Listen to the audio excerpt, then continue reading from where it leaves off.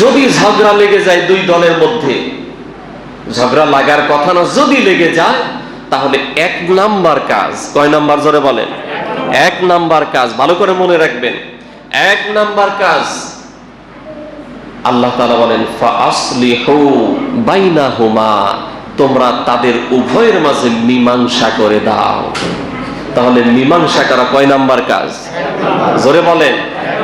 যেখানেই ঝগড়া হবে মীমাংসা করা কয় নাম্বার কাজ? এক নাম্বার কাজ। ফাআসলিহু বাইনাহুমা, তোমরা মীমাংসা করে দাও। এখন এই আয়াতের তাফসিরে মুফাসসিরিনে কেরাম বলেছেন যে যেই দুই দলের মারামারি লাগবে তাদের নানান শ্রেণী হতে পারে। যেমন এমন হতে পারে যে শাসক যারা তাদের অধীনস্থ দুইটা দলের মারামারি হতে পারে, অথবা শাসক দলের অধীনতার বাহিরে হতে পারে, অর্থাৎ শাসকদের কমান্ডের বাহিরের দুইটা দলের মারামারি হতে পারে, অথবা এমন হতে পারে যে এক দল শাসকদের অনুসারী আর এক দল শাসকদের বিরোধী, এইভাবে তাদের মারামারি হতে পারে। মারামারিটা যেভাবেই হোক না কেন, যদি শাসক গোষ্ঠীর অধীনস্থদের ভিতরে হয় তাহলে শাসক গোষ্ঠীর উপরে ওয়াজিব হলো এই ঝগড়াকে নিরসন করা, ঝগড়া মিটিয়ে দেওয়া। এই হুকুম কার? জোরে বলেন। এই যে ফাআসলিহু, এটা আমরের সিগা, এটা নির্দেশ দিয়েছেন আল্লাহ। ফাআসলিহু, তোমরা মীমাংসা করে দাও বাইনাহুমা, তাদের উভয়ের মাঝে। কিন্তু আজীব ব্যাপার, আমরা পৃথিবীর নানান দিকে তাকিয়ে দেখি ঝগড়া মীমাংসা তো দূরের কথা, এখন নানান ভাবে নানান শাসকেরা এই ঝগড়াটাকে উস্কে দেয়। এমন নেতা আছে না নাই? জোরে বলেন, আছে না নাই? কয় অস্ত্র লাগে অস্ত্র দিমু, টাকা লাগে টাকা দিমু, আরে কোর্ট কাছারি সব তো পকেটের ব্যাপার, খালি বিপক্ষে গেলেই বসা।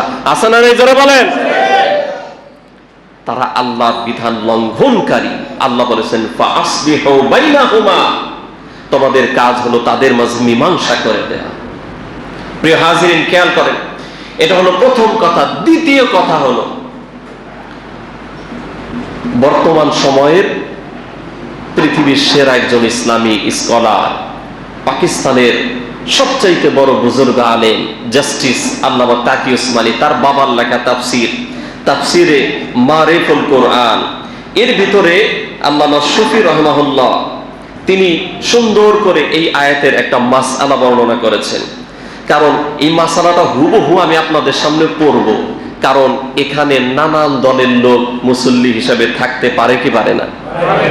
সাংবাদিক আসতে পারে, প্রশাসনের লোক থাকতে পারে, নানান শ্রেণীর লোক থাকতে পারে। আমি যদি বলি মনে করবে যে হুজুর তো না জানি কোন দলের লোক, তাই না? এই জন্য আমি হুবহু শুধু পড়বো, আপনারা মনোযোগ দিয়ে শুনবেন। এটা দেখেন 1080 নম্বর পৃষ্ঠা তাফসিরে মারিফুল কোরআন, এর ভিতরে আল্লামা শফি রহমতুল্লাহ আলাইহি লিখছেন, ভালো করে বুঝবেন মনোযোগ দিয়ে। যদি মুসলমানদের কোন শক্তিশালী দল ইমামের বশ্যতা অস্বীকার করে, এই সমস্যা আমাদের দেশে আছে না নেই? আপনারা কি ঘুমান? বুঝতেছেন না? কোন মুসলমানদের কোন শক্তিশালী দল যদি শাসকের বশ্যতা অর্থাৎ তার শাসন ব্যবস্থা অস্বীকার করে, তবে ইমামের কর্তব্য হলো সর্বপ্রথম তাদের অভিযোগ শ্রবণ করা। তাদের অভিযোগগুলা কি করা? বুঝতেছেন কথা? তাদের অভিযোগগুলো, এক ফার্স্ট কাজ হলো তাদের অভিযোগগুলো শোনা। খেয়াল করেন,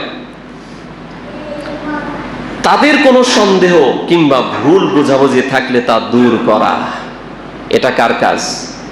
শাসক গোষ্ঠীর কাজ। তাদের বিরোধী যারা আছে তাদের অভিযোগ থাকলে, তাদের ভুল বোঝাবুঝি থাকলে তাদেরকে এনে তাদের সাথে ভুল বোঝাবুঝি দূর করা, এটাকে ভালো করে শোনা, এটা হলো প্রথম কাজ। 2 নম্বর, ভালো করে খেয়াল করেন, দূর করার চেষ্টা করা।